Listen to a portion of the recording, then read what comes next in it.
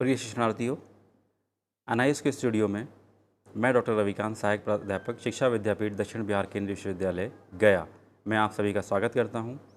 आज हमारी चर्चा का विषय इकाई 3 में जो विज्ञान शिक्षण के विभिन्न उपागम हैं उसका एक उपागम वर्णनात्मक उपागम है, उसके बारे में मैं आपसे चर्चा करूँगा इस विषय में। तो हम शुरू करते हैं। वर्णनात्मक उपागम परिचय। शिक्षणार्थियों, इस उपागम के प्रस्तावक डेविड पी आसुवेल थे। वर्णनात्मकता का अर्थ है व्याख्या या स्पष्टीकरण करना। यह अंग्रेजी भाषा के एक्सपोजिशन शब्द से लिया गया है, जिसका अर्थ है प्रदर्शित करना या उद्घाटित करना। वर्णनात्मक उपागम को एक अन्य नाम से जिसका कहा जाता है प्रसारण उपागम भी है, उसके नाम से भी जाना जाता है। यानी कि इस उपागम को हम लोग प्रसारण उपागम के नाम से भी जानते हैं। प्रसारण का अर्थ है फैलाना या प्रसारित करना। मतलब एक जगह पर जो चीज़ है उससे दूसरी जगह पर जब हम उसको भेजते हैं, प्रसारित करते हैं, तब हम उसको प्रसारण कहते हैं। वर्णनात्मक उपागम इसी प्रसारण पर आधारित है। वर्णनात्मक उपागम का अर्थ। वर्णनात्मक उपागम वास्तविकता के विवरण पर आधारित है। वास्तविकता में चीज़ें वास्तव में कैसे दिखती हैं या पाई जाती हैं, ये उसको परिलक्षित करता है, उसको बताता है। वर्णनात्मक उपागम का अर्थ। वर्णनात्मक उपागम बार बार प्रयोगों के माध्यम से निरंतर परिणाम प्रदर्शित करके सत्यापन योग्य तथ्यों को स्थापित करता है। वर्णनात्मक उपागम की विशेषताएं। इसमें सभी सूचनाएं या संकेत शिक्षक द्वारा प्रस्तुत किए जाते हैं। इसका मतलब ये हुआ कि इसमें जो भी सूचनाएं दी जा रही हैं उसमें शिक्षक मुख्य भूमिका निभाते हुए सबसे पहले वो शिक्षक सूचनाओं को शिक्षार्थियों तक पहुंचाता है। दूसरी विशेषता है शिक्षक द्वारा निर्मित होने के कारण इसकी संरचना उच्च श्रेणी की होती है। तो क्योंकि इसका निर्माण शिक्षक द्वारा किया जा रहा है और शिक्षक जो है वो शिक्षार्थी की तुलना में कहीं अधिक अनुभव आधारित है, उसके पास उससे अधिक ज्ञान उपलब्ध है, इसलिए हम ये मान के चलते हैं कि ये जो संरचना है ये उच्च श्रेणी की है, क्योंकि इसको शिक्षक द्वारा बनाया गया है। अगली विशेषता है ये उपागम शिक्षक केंद्रित उपागम है। इसकी एक विशेषता है क्योंकि इसमें शिक्षक सारे निर्देश, जैसा कि मैंने अभी आपको बताया कि सारे के सारे निर्देश जो हैं वो शिक्षक द्वारा शिक्षार्थियों तक पहुंचाए जा रहे हैं। शिक्षक द्वारा इसका निर्माण किया जा रहा है। चूँकि शिक्षक के अनुभव और शिक्षक का ज्ञान, उसके आधार पर इसका हमने निर्माण किया हुआ है, इसलिए ये उपागम जो है ये पूर्णतः शिक्षक केंद्रित उपागम है। इस उपागम की अगली विशेषता है कम समय में अधिक से अधिक सूचनाएं शिक्षार्थियों तक पहुंचाई जा सकती हैं। यानी कि हम कम समय में एक ही स्थान पर बैठे हैं, बहुत सारे शिक्षार्थी बैठे हुए हैं और उनको हम कम से कम समय में अधिक से अधिक सूचनाएं प्रदान कर सकते हैं। इसकी अगली विशेषता है इसमें निगमनात्मक विधि का प्रयोग किया जाता है। साथियों, ये जो निगमनात्मक विधि है ये वैज्ञानिक विधि है एक, और इसमें चूँकि सूचनाएँ, इसका जो इसकी प्रणाली है वो इस तरह से है, चूँकि सूचनाएँ जो है शिक्षक प्रदान कर रहा है, लेकिन उसके जो परिणाम हैं यानी कि परिणामों का सत्यापन जो है वो अधिकाधिक हमारे शिक्षणार्थियों द्वारा यानी कि छात्रों द्वारा किया जाएगा। इसलिए हम इसमें जो एक निगमनात्मक विधि है, जो कि बहुत ही उच्च श्रेणी की वैज्ञानिक विधि है, उसका प्रयोग करते हैं। इसलिए हम ये कह सकते हैं कि जो वर्णनात्मक उपागम है हमारा, वो निगमनात्मक जो अप्रोच है, जो प्रयोग है या विधि है, उसका प्रयोग करता है। अब हम चर्चा करेंगे वर्णनात्मक उपागम के सोपान। तो शिक्षणार्थियों, इस वर्णनात्मक उपागम के 4 मुख्य सोपान हैं, जिसमें सबसे पहला है नियम का कथन। दूसरा सोपान है इसमें नियम का स्पष्टीकरण। तीसरा इसका जो सोपान है वो है नियम का औचित्य, और इसका चौथा और अंतिम सोपान है नियम का प्रयोग। तो सबसे पहले हम बात करेंगे नियम का कथन। इसमें सर्वप्रथम शिक्षक नियम को शिक्षार्थियों के सम्मुख मौखिक रूप से या लिखकर प्रस्तुत करता है। जैसे जब 2 द्रव आपस में घुल जाते हैं तो उन्हें विलय या मिश्रणीय द्रव कहा जाता है, और जब ये आपस में नहीं घुलते हैं तब इन्हें अविलय या अमिश्रणीय द्रव कहा जाता है। शिक्षणार्थियों, ये नियम का कथन है, यानी कि जो हम नियम में जो हम बोलने जा रहे हैं, जो हम समझाने जा रहे हैं हमारे शिक्षणार्थियों को, सबसे पहले हम उसका कथन जो है उद्घोषित कर देता है शिक्षक के माध्यम से, शिक्षक उसको उद्घोषित कर देता है। अगला है नियम, जो अगला सोपान है नियम का स्पष्टीकरण। इस सोपान पर शिक्षक नियम की व्यावहारिकता को प्रदर्शन या प्रयोग के माध्यम से सिद्ध करता है, जिससे कि नियम की जाँच तुरंत की जा सके। यहाँ पर शिक्षणार्थियों शिक्षक जो उसने अभी कथन दिया है उसको नियमों के माध्यम से, जैसे अभी मैंने एक पीछे उदाहरण दिया इसमें कि जब 2 विलय आपस में मिल जाते हैं, जब जो द्रव आपस में मिल जाते हैं तो उन्हें विलय द्रव कहते हैं। यहाँ जो हमारा शिक्षक है वो विभिन्न प्रकार के अलग अलग द्रव्य लेकर आएगा, जिसमें पानी होगा, जिसमें दूध होगा, जिसमें तेल होगा, जिसमें कैरोसिन होगा, और वो तुरंत के तुरंत यानी कि वहीं के वहीं उन जो विभिन्न प्रकार के हमारे द्रव हैं उनको मिलाने का प्रयास करेगा। जैसे पानी को दूध में मिलाएगा, पहले एक हमारा जो प्रयोग हुआ वो ये हुआ, फिर इसी तरह से और दूसरे द्रवों को मिलाएगा, 2 या 2 से अधिक द्रव को मिलाएगा। इस तरह से वो तुरंत उनको सिद्ध करने की कोशिश करेगा। शिक्षार्थियों, ये बात यहाँ ध्यान रखी जाए कि विज्ञान के साथ जो एक सबसे महत्वपूर्ण बात जुड़ी हुई है वो ये है कि जब हम कोई कथन कहते हैं उसको हमको तुरंत सत्यापित करना होता है, क्योंकि विज्ञान जो है कथन और कारण के सिद्धांत पर आधारित है, यानी कि कथन है तो उसका कारण है और अगर कारण है तो उसका कथन है। तो इसलिए बहुत ज़रूरी ये है, और विज्ञान के ज्ञान को स्थायी करने के लिए, उसकी सत्यता को जांच करने के लिए हम तुरंत उस कथन के बाद उसकी सत्यापन की जांच करते हैं, और उसका नियम का स्पष्टीकरण भी इसी से संबंधित है। देखिए, जैसे मैंने आपको बताया कि यहाँ शिक्षक विभिन्न द्रव्यों को आपस में मिलाकर शिक्षार्थियों को उनका अवलोकन करने और उन्हें लिखने के लिए कहेगा, जैसे कि द्रव आ प्लस द्रव बा, यानी कि द्रव आ को द्रव आ में मिलाया जाएगा। ये प्रयोग है, ये प्रयोग की अवस्था है। अगर वो आपस में घुल जाते हैं, अब यहाँ जो हमारे शिक्षार्थी है, चूँकि हम उन्हें टेस्ट ट्यूब में दिखा रहा है, हमारा जो हमारा शिक्षक है उनको टेस्ट ट्यूब में दिखा रहा है कि उसने जो है दूध और पानी, दो अलग अलग टेस्ट ट्यूब ली और उन दोनों टेस्ट ट्यूब के आपस में मिला दिया, उनके द्रवों को आपस में मिला दिया। इस तरह से छात्र वहाँ बैठे बैठे, शिक्षार्थी हमारे वहाँ उसका अवलोकन कर रहे हैं और उन्होंने देखा कि जैसे ही हमने पानी को दूध में मिलाया वो उसमें मिल गया, उसके साथ मिल गया। अब हम उसको अलग अलग नहीं दे सकते, तो हमने इसका परिणाम निकाला कि पानी और दूध आपस में विलय द्रव हैं। ये इसका परिणाम है, यानी कि इनकी तीन इनके जो है अवस्थाएं हुई। पहली अवस्था प्रयोग की अवस्था हुई जिसमें प्रयोग किया जा रहा है, दूसरी अवलोकन की अवस्था हुई कि प्रयोग के दौरान छात्र उसको अवलोकित कर रहे हैं, और चौथा जब वो प्रयोग संपन्न हो जाता है तब हम उसमें देखेंगे कि उसके परिणाम क्या हैं, यानी कि तुरंत के तुरंत इनका प्रयोग करके हम उसकी सत्यता की जांच करते हैं। ठीक इसी तरह से यहाँ पर जो हमारा शिक्षक है वो अन्य प्रयोग दोहराएगा, जैसे कि वो पानी, जैसे कि द्रव आप पानी ले लीजिएगा, द्रव बा कोई तेल ले लीजिएगा, उनको आपस में मिलाने की कोशिश करेगा। और यहाँ छात्र देखेंगे कि जब तेल को और पानी को मिलाया गया तो वो दोनों आपस में मिले नहीं, उसमें पानी नीचे की तरफ रह गया, तेल ऊपर की तरफ आ गया। और यहाँ उन्होंने अवलोकन किया और इससे ये परिणाम निकलता है कि पानी और तेल ये दोनों अविलय पदार्थ हैं, ये आपस में मिल नहीं सकते। यानी कि पुनः यहाँ पर उन्होंने एक प्रयोग किया, पुनः अवलोकन किया और पुनः उसके परिणामों की सत्यता की जाँच की। इस तरह से इस स्टेप पर हम इस जो सोपान है हमारा उस पर प्रयोग करते हैं, अवलोकन करते हैं और परिणाम की जांच करते हैं।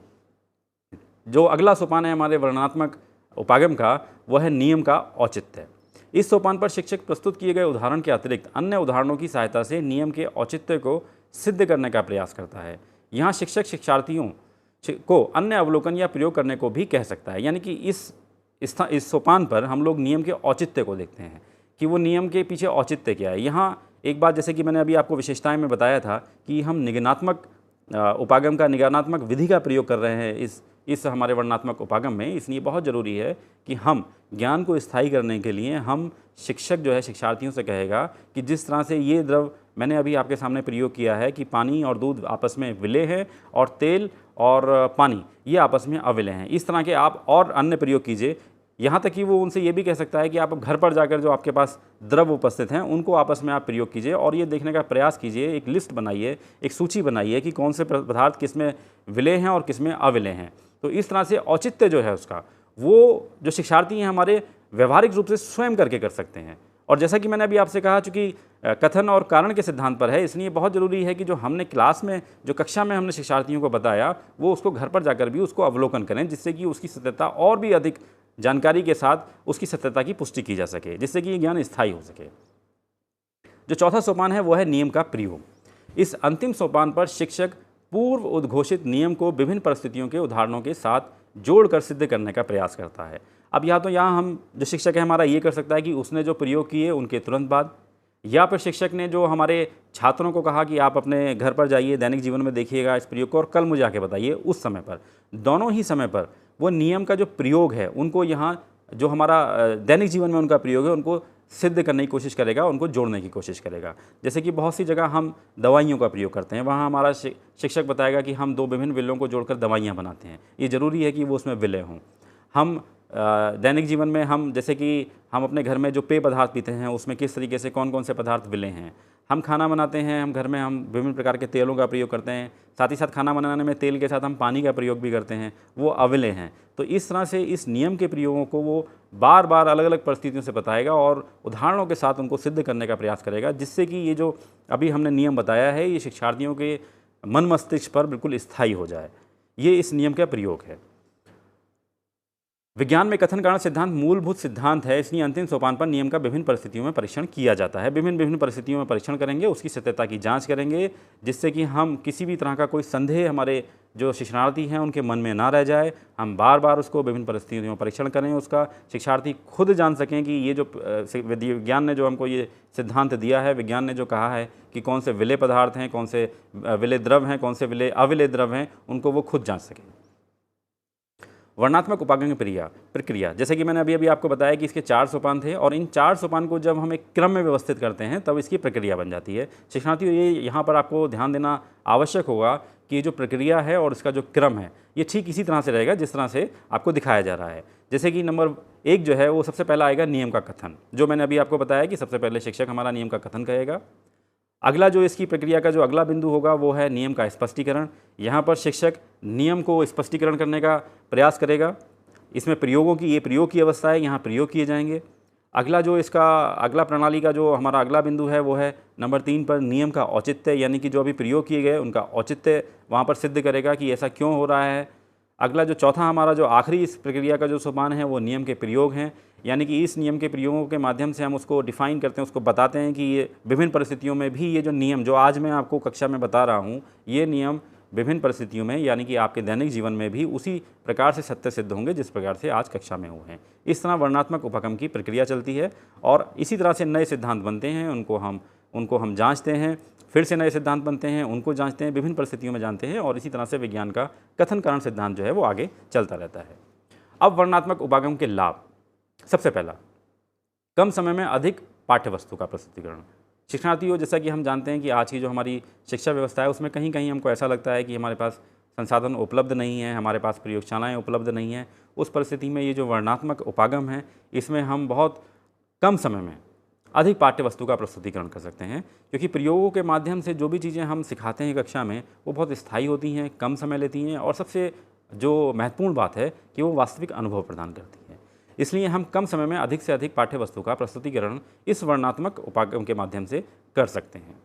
अगली जो इसका लाभ है वो है शिक्षा के सभी स्तरों में प्रयोग के लिए उपयुक्त, यानी कि जो शिक्षा के हमारे विभिन्न स्तर हैं, प्राथमिक स्तर हुआ, उच्च प्राथमिक हुआ या माध्यमिक हुआ, या कोई और स्तर से उच्च स्तर हुआ, उस पर हम किसी भी स्तर पे इसको प्रयोग कर सकते हैं, क्योंकि हम इसमें वास्तविक अनुभव दे रहे हैं, और वास्तविक अनुभव जो हैं किसी भी शिक्षणार्थी के लिए बहुत ही महत्वपूर्ण होते हैं। इसलिए किसी भी स्तर पर हम इस वर्णनात्मक उपागम का प्रयोग कर सकते हैं। अगला जो इसका एक लाभ है सभी विषयों के लिए उपलब्ध, लगभग सभी विषयों के लिए ये जो वर्णनात्मक उपागम है ये हमारे लिए लाभप्रद है। जैसे अभी मैंने आपको एक विज्ञान का एक उदाहरण दिया, हम अन्य विषयों में भी इसको यूज़ करते हैं, लेकिन वर्णनात्मक उपागम का बहुत अधिक उपयोग हम विज्ञान में करते हैं, क्योंकि हमारे पास संसाधन, कभी कभी ऐसा होता है संसाधन कम होते हैं, तो हम उन कम संसाधनों में अधिक से अधिक ज्ञान दे पाते हैं। अगला जो इसका लाभ है यह ज्ञानात्मक एवं बौद्धात्मक उद्देश्य की प्राप्ति में सहायक होता है। शिक्षणार्थियों, किसी भी जो पाठ्य सामग्री है उसके जो उद्देश्य होते हैं वो 3 तरह के होते हैं, ज्ञानात्मक, बौद्धात्मक और भावात्मक। यहाँ हम जो पूर्ति कर रहा है हमारा वर्णनात्मक उपागम ज्ञानात्मक और बौद्धात्मक कर रहा है। इसका मतलब ये हुआ कि ये छात्रों के ज्ञान में और छात्रों के बोध में वृद्धि करता है। ज्ञान वो जो हम दूसरों से प्रदान करते हैं, और बोध वो है जिसको हम खुद अपने वास्तविक अनुभवों से प्राप्त करते हैं। तो जैसा अभी मैंने एक उदाहरण में आपको बताया है कि जो यहाँ पर विभिन्न जो प्रयोग किए जा रहे थे वो शिक्षक के माध्यम से किए जा रहे थे। शिक्षक उन प्रयोगों के माध्यम से ज्ञान को दूसरों तक, यानी कि हमारे शिक्षणार्थियों तक पहुँचा रहा था, तो ये तो ज्ञान हुआ। लेकिन जब शिक्षक ने कहा कि आप इन्हीं परिस्थितियों, इन्हीं जो नियम है इसका प्रयोग आप अपने घर पर जाके दैनिक जीवन में कीजिएगा, तो चूँकि वहाँ पर हमारा शिक्षणार्थी खुद उसको कर रहा है, खुद करके देख रहा है, तो उसको सारे के सारे वास्तविक अनुभव प्रदान हो रहे हैं, वास्तविक अनुभव मिल रहे हैं उसको, तो यहाँ उसके बोध में भी वृद्धि हो रही है, तो वो उसको समझ भी रहा है। इसलिए ये जो वर्णनात्मक उपागम है ये ज्ञानात्मक और बोधात्मक उद्देश्यों की दोनों की प्राप्ति में बहुत सहायक है। अगली विशेषता जो है इस उपागम में अर्थपूर्ण मौखिक अधिगम होता है। ये साथियों हमारे जो शिक्षा व्यवस्था में जो मौखिक अधिगम है ये बहुत महत्वपूर्ण है, क्योंकि अधिकांशतः कक्षा में जो अधिगम का स्थानांतरण होता है वो अधिकांशतः मौखिक रूप से होता है। विज्ञान शिक्षण में भी अगर हम बात करें तो हम बहुत सा ज्ञान मौखिक रूप से देते हैं, हालांकि हमारे पास प्रयोगों की उपलब्धता भी होती है, लेकिन इस वर्णनात्मक उपागम में, जैसा कि नाम से ये वर्णनात्मक, वर्णन करना, तो यहाँ हम मौखिक अधिगम भी उसको करा रहे हैं, यानी कि अर्थपूर्ण यानी कि हम उसको जो बातें बता रहे हैं उसको साथ ही साथ करवा भी रहे हैं, दिखा भी रहे हैं। यानी कि यहाँ पर इस उपागम में, वर्णनात्मक उपागम में अर्थपूर्ण मौखिक अधिगम हो रहा है, जो कि हमारे शिक्षणार्थियों के लिए बहुत लाभदायक है, बहुत ही ज़्यादा उनको प्रभावित करने वाला है। इसलिए इसमें मौखिक अधिगम की भी इसमें पूर्ति होती चली जा रही है। अब शिक्षणार्थियों हम देखेंगे वर्णनात्मक उपागम की सीमाएं क्या क्या है। इसमें जो पहली सीमा है, सभी संकेत शिक्षक द्वारा दिए जाते हैं, इसलिए अधिकांशतः शिक्षार्थी निष्क्रिय रहते हैं। शिक्षार्थी को इस उपागम की सबसे बड़ी सीमा यही रहती है कि जब सारे प्रयोग शिक्षक द्वारा किए जा रहे हैं, शिक्षक ही उनको निर्देश प्रदान कर रहा है, तो इस स्थिति में जो हमारे शिक्षार्थी हैं, जो कक्षा में बैठे हुए शिक्षार्थी हैं, वो निष्क्रिय अवस्था में बैठे रहते हैं। अधिकांशतः ये होता है कि वो शारीरिक रूप से तो वहाँ उपस्थित हैं, लेकिन उनकी जो इंद्रियां हैं, उनका जो ज्ञान है, या उनको हम ये कहें कि ज्ञानात्मक रूप से वो वहाँ उपस्थित नहीं होते हैं। हो सकता है कि उस प्रयोग के दौरान या उस जो शिक्षक बता रहा है निर्देशों के समय पर उसका मन कहीं और हो, और यहाँ चूँकि निष्क्रिय होकर बैठे रहते हैं, तो हम ये मान के चलते हैं चूँकि यहाँ पर निष्क्रियता है शिक्षार्थियों की, तो एक दिक्कत ये हो जाती है यहाँ पर कि जो निर्देश शिक्षक दिए जा रहे हैं, शिक्षक के द्वारा दिए जा रहे हैं, वो निर्देश उस तक पहुँच तो रहे हैं, लेकिन वो उनको ग्रहण नहीं कर रहा है। इसलिए जहाँ एक दिक्कत ये रहती है कि यहाँ शिक्षार्थी जो है निष्क्रिय रहते हैं, जो इसकी सबसे बड़ी सीमा है। इसकी जो दूसरी एक सीमा है, शिक्षार्थियों के निष्क्रिय रहने के कारण उनकी उच्च मानसिक शक्तियों जैसे सृजनात्मकता, विश्लेषण आदि का विकास नहीं हो पाता। जैसे कि ये जो दो मैंने आपको मानसिक विशेषताएं बताई, सृजनात्मकता और विश्लेषण, साथियों ये जो बड़ी उच्च श्रेणी की हैं, और इसके लिए आपका कक्षा में सजग रहना बहुत ही ज़्यादा आवश्यक है, महत्वपूर्ण है। लेकिन जैसा अभी आपको बताया, चूँकि सारे निर्देश तो आ रहे हैं शिक्षक की तरफ से, सारी क्रियाएं हो रही हैं शिक्षक की तरफ से, शिक्षक ही उनके नियम की पुष्टि कर रहा है, शिक्षक ही सारे प्रयोग करा रहा है, तो चूँकि यहाँ छात्र निष्क्रिय है, इसलिए उसकी कोई भी सृजनात्मकता, कोई भी विश्लेषण की क्षमता वहाँ पर नहीं हो रही है। हमको लगता तो है कि शिक्षार्थी देख रहा है हमारी तरफ, हमारे प्रयोग की तरफ देख रहा है, लेकिन हो सकता है कि वो सिर्फ देख रहा है, लेकिन उसका जो मन है वो कहीं और है। इसलिए जब उसका सजग ही नहीं है वहाँ पर, उसका मन ही वहाँ पर नहीं है उस प्रयोग में, तो हम ये उससे अपेक्षा नहीं कर सकते कि ये जो हम बोल रहे हैं, समझाने की कोशिश कर रहे हैं, ये उसको ग्रहण कर रहा है। इसलिए उसकी जो मानसिक शक्तियाँ हैं वो विकसित नहीं हो पाती। तो दूसरी बड़ी एक सीमा इसकी यही रहती है कि ये मानसिक शक्तियों को विकसित करने में थोड़ा सा पीछे रह जाता है, कि चूँकि उस समय पर शिक्षार्थी निष्क्रिय रहते हैं उनकी निष्क्रियता के कारण। अगली जो इसकी सीमा है, ये उपागम रटने को प्रोत्साहित करता है। अब चूँकि सारे निर्देश शिक्षक की तरफ से हैं, वही करा रहा है, उसने उनको दे दिया कि भाई आप जाइए अपने घर पे दैनिक परिस्थितियों में इनका प्रयोग कीजिएगा और को मुझे बताइएगा इसको, तो अधिकांशतः, या कोई गृह कार्य उसने दिया, तो अधिकांशतः जो है हमारे शिक्षार्थी ये करते हैं कि उसको रट लेते हैं, उस सिद्धांत को रट लेते हैं, बजाय उसको कि हम उसको दैनिक जीवन में जाएँ। वो बस अपना वो एक सूची बनाते हैं ऐसे और उसको रख देते हैं, जो कि उपलब्ध होती है पहले से ही उनकी पुस्तकों में। इसलिए यहाँ पर जो है रटने को प्रोत्साहित करता है, यानी कि उस सिद्धांत को हमने रट तो लिया लेकिन उसको आत्मसात नहीं किया। तो सबसे बड़ी समस्या ये होती है वर्णनात्मक उपागम में कि ये रटने को प्रोत्साहित करना है, ना कि आत्मसात करने को। अगली जो इसकी सीमा है वो है शिक्षार्थियों की शिक्षक पर निर्भरता बनी रहती है, यानी कि शिक्षक हैं तब प्रयोग होगा, शिक्षक हैं तब निर्देश दिए जाएंगे। किसी परिस्थितियों की वजह से अगर शिक्षक नहीं है, हमारे पास उपलब्ध नहीं है, उस दिन उपलब्ध नहीं है, तो यहाँ उसकी निर्भरता बनी हुई है कि शिक्षक होंगे तब वो निर्देश देंगे, तब वो प्रयोग कराएंगे। इसलिए जो शिक्षार्थियों की निर्भरता है वो लगातार जो है शिक्षक के ऊपर बनी रहती है, और ये निर्भरता अगर लगातार इसी तरह बनी रहे तो ये अधिगम में बाधक सिद्ध होती है, क्योंकि हर चीज़ के लिए हमारा शिक्षार्थी निर्भर हो जाता है शिक्षक पर। इसलिए ये भी एक इसकी बड़ी सीमा है। इसकी अगली सीमा ये है कि प्रदर्शन के लिए उपकरणों की आवश्यकता होती है जो सदैव उपलब्ध नहीं हो पाते। जैसा कि आप जानते हैं कि वैज्ञानिक सिद्धांतों को, वैज्ञानिक नियमों को, उनको सत्यापित करने के लिए हमको कुछ ना कुछ उपकरणों की आवश्यकता होती है। और साथियों, आज की परिस्थितियों में बहुत से हमारे पास स्कूल ऐसे हैं, बहुत से स्थान ऐसे हैं कि जहाँ पर संसाधनों की उपलब्धता हमारे पास नहीं है। तो उन परिस्थितियों में ऐसा होता है कि जब हमारे पास संसाधन ही उपलब्ध नहीं हो पाते हैं, तो हम वहाँ पर उन जो प्रयोग हैं उनको कर नहीं पाते हैं। और विज्ञान शिक्षण के लिए ये बहुत ज़रूरी होता है कि जो भी चीज़ें हम उनको बता रहे हैं, जो भी सिद्धांत बता रहे हैं, सिद्धांतों का प्रतिपादन किया जा रहा है, बताया जा रहा है, उनका हम प्रयोगात्मक परीक्षण तुरंत करें। विज्ञान शिक्षण के साथ ये बाध्यता है। इसलिए कभी कभी संसाधनों की अनुपलब्धता की वजह से विज्ञान शिक्षण जो होता है वो थोड़ा सा बाधक हो जाता है, बाधित हो जाता है कि हम उसमें जो हम स्थायी करना चाहते हैं हमारे शिक्षार्थी के मन मस्तिष्क में जिस नियम को, वो स्थायी नहीं हो पाता, क्योंकि हमारे पास संसाधन उपलब्ध नहीं होते हैं। तो शिक्षार्थियों, इस तरह आपने देखा कि ये वर्णनात्मक उपागम जो है ये विज्ञान शिक्षण का एक बहुत ही महत्वपूर्ण उपागम है। कुछ सावधानियों के साथ अगर हम इसको प्रयोग करें तो विज्ञान शिक्षण में ये हमको बहुत ही सफलता प्राप्त कर सकता है। लेकिन इसमें बहुत ज़रूरी है कि हमारा जो शिक्षार्थी है वो भी उतना ही सजग रहे जितना कि हमारा शिक्षक सजग रहता है क्लास में। जितना शिक्षक क्रियाशील है उतना ही शिक्षार्थी की क्रियाशीलता भी इस वर्णनात्मक उपागम में आवश्यक है। और इस तरह से ये वर्णनात्मक उपागम विज्ञान शिक्षण का एक बहुत ही महत्वपूर्ण उपागम बन जाता है, जो कि विज्ञान शिक्षण को आगे बढ़ाने में हमारी बहुत अधिक मदद करता है। तो इसी के साथ मैं आशा करता हूं कि आज का ये प्रदर्शन आपको वर्णनात्मक उपागम को समझने में सहायक सिद्ध होगा। धन्यवाद।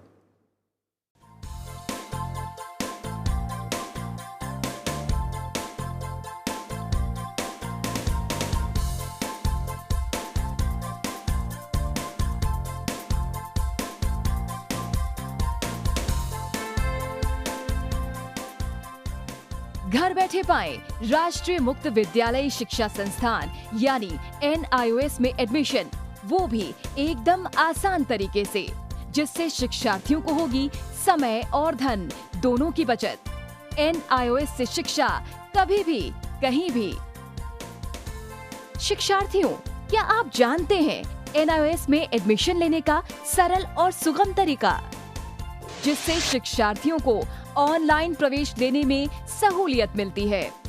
NIOS में प्रवेश की प्रक्रिया पूर्णतया ऑनलाइन है। शिक्षार्थी घर बैठे इंटरनेट द्वारा प्रवेश के लिए सबसे पहले NIOS की वेबसाइट www.nios.ac.in पर लॉगिन करें। अपना ईमेल आईडी और पासवर्ड डालकर अपना पंजीकरण करें। पंजीकरण के बाद लॉगिन करने पर ऑनलाइन प्रवेश हेतु आवेदन पत्र खुलेगा। आवेदन पत्र को निर्देशानुसार भरें और प्रिंट आउट लें। इस प्रिंट आउट पर अपनी फोटो संलग्न करें। ऑनलाइन प्रवेश के लिए शुल्क हेतु भुगतान के तरीके हैं: क्रेडिट कार्ड के द्वारा, डेबिट कार्ड के द्वारा, राष्ट्रीयकृत बैंक के ड्राफ्ट के माध्यम से, जो कि सचिव NIOS नई दिल्ली या नोएडा के पक्ष में देय हो।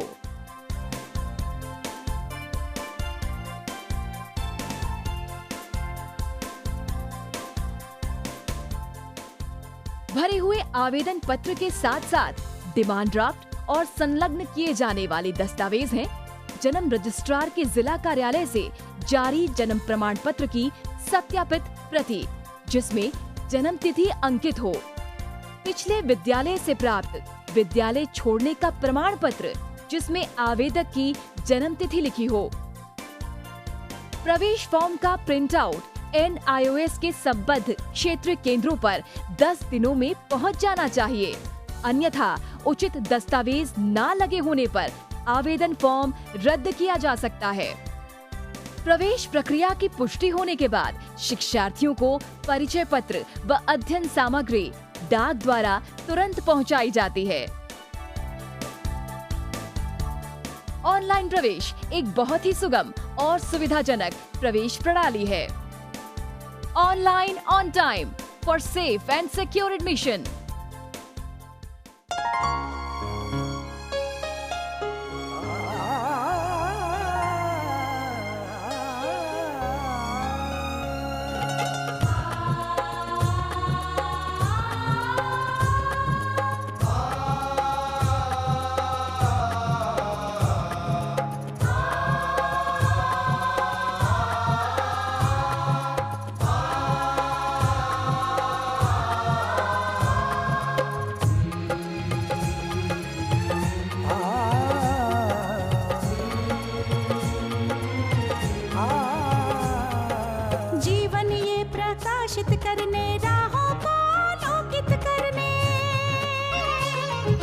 जीवन ये प्रकाशित करने, राहों को आलोकित करने, हम अपना दीपक स्वयं बने, हम अपना रास्ता स्वयं चुने।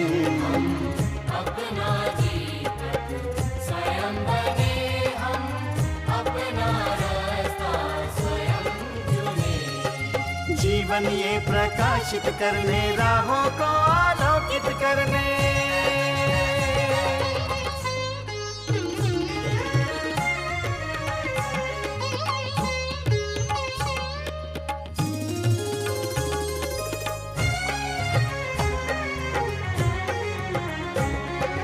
धन साधन समय की सीमा से विद्यालय जो मुक्त हो, धन साधन समय की सीमा से विद्यालय जो मुक्त हो। कभी पढ़े हम कहीं पढ़े, वे विषय की लोच से युक्त हो। कभी पढ़े हम कहीं पढ़े, वे विषय की लोच से युक्त हो। मित्रों हम उठे और जागे, मंजिल आने की ध्वनि सुने।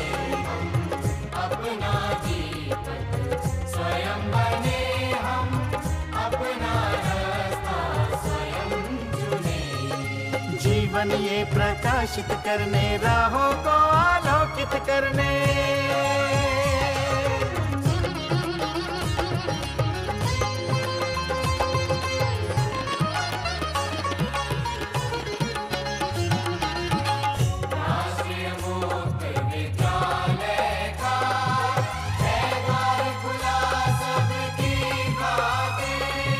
शिक्षा परीक्षा का अवसर एक बार ही क्यों मिलता फिर। शिक्षा परीक्षा का अवसर एक बार ही क्यों मिलता फिर। दुनिया में इसके केंद्र बहुत, कोई मन चाहा केंद्र चुने, हम अपना जीवन स्वयं बने, हम अपना रास्ता स्वयं चुने। कोई मन चाहा केंद्र चुने, स्वयं बने, हम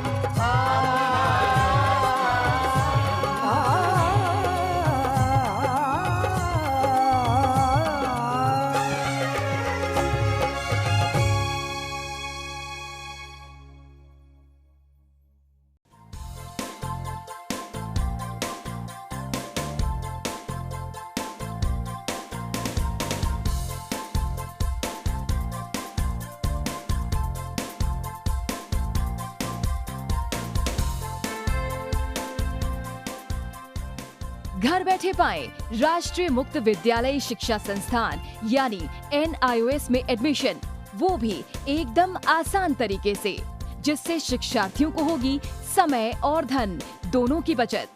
NIOS से शिक्षा कभी भी कहीं भी। शिक्षार्थियों, क्या आप जानते हैं NIOS में एडमिशन लेने का सरल और सुगम तरीका, जिससे शिक्षार्थियों को ऑनलाइन प्रवेश लेने में सहूलियत मिलती है। NIOS में प्रवेश की प्रक्रिया पूर्णतया ऑनलाइन है। शिक्षार्थी घर बैठे इंटरनेट द्वारा प्रवेश के लिए सबसे पहले NIOS की वेबसाइट www.nios.ac.in पर लॉगिन करें। अपना ईमेल आईडी और पासवर्ड डालकर अपना पंजीकरण करें। पंजीकरण के बाद लॉगिन करने पर ऑनलाइन प्रवेश हेतु आवेदन पत्र खुलेगा। आवेदन पत्र को निर्देशानुसार भरें और प्रिंट आउट लें। इस प्रिंट आउट पर अपनी फोटो संलग्न करें। ऑनलाइन प्रवेश के लिए शुल्क हेतु भुगतान के तरीके हैं: क्रेडिट कार्ड के द्वारा, डेबिट कार्ड के द्वारा, राष्ट्रीयकृत बैंक के ड्राफ्ट के माध्यम से, जो कि सचिव NIOS नई दिल्ली या नोएडा के पक्ष में देय हो।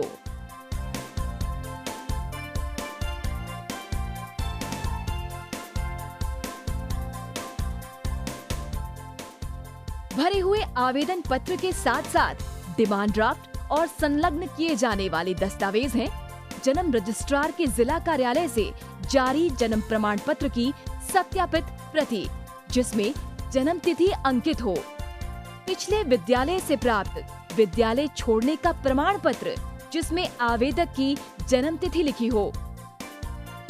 प्रवेश फॉर्म का प्रिंट आउट NIOS के संबद्ध क्षेत्रीय केंद्रों पर 10 दिनों में पहुंच जाना चाहिए, अन्यथा उचित दस्तावेज न लगे होने पर आवेदन फॉर्म रद्द किया जा सकता है। प्रवेश प्रक्रिया की पुष्टि होने के बाद शिक्षार्थियों को परिचय पत्र व अध्ययन सामग्री डाक द्वारा तुरंत पहुंचाई जाती है। ऑनलाइन प्रवेश एक बहुत ही सुगम और सुविधाजनक प्रवेश प्रणाली है। Online on time for safe and secure admission.